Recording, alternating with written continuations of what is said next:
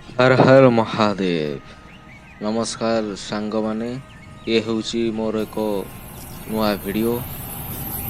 केन्दुझर ठारू 30 किलोमीटर, करंजिया ठारू 20 किलोमीटर एवं घटगां ठारू 15 किलोमीटर परिधि भितर अवस्थित पाटणा शिव मंदिर। बैतरणी कूल बाबा शिवंकर मंदिर निर्माण करा जायछि। ओडिशार एक प्रधान दर्शनीय स्थान। यह हूँ मंदिरर सामना पाखर दृश्य। अत्यंत सुंदर, कारुकार्य बहुत सुंदर। आपण माने आसंतु, थरे बुलिकी जानतु।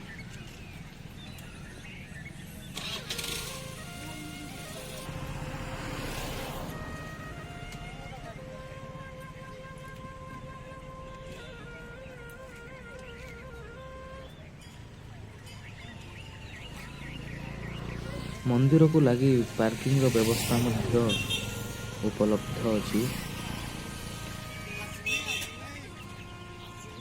मंदिर पाखरे किछि विशेष दुकान नाही।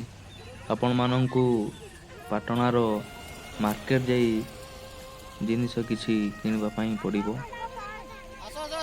एबे चलंतु आपण मानंकु नै जिबी मंदिर लागि किथिबा हमर बैतरणी नदीर किछि भ्यू आपनको देखैबी, जहा अत्यंत मनोरम सुंदर लागिबो। जेतेबेले वर्षा ऋतु रे नदी बढी होइथाय सेतेबेले एसो पूरा जलमय हो जाइथाय।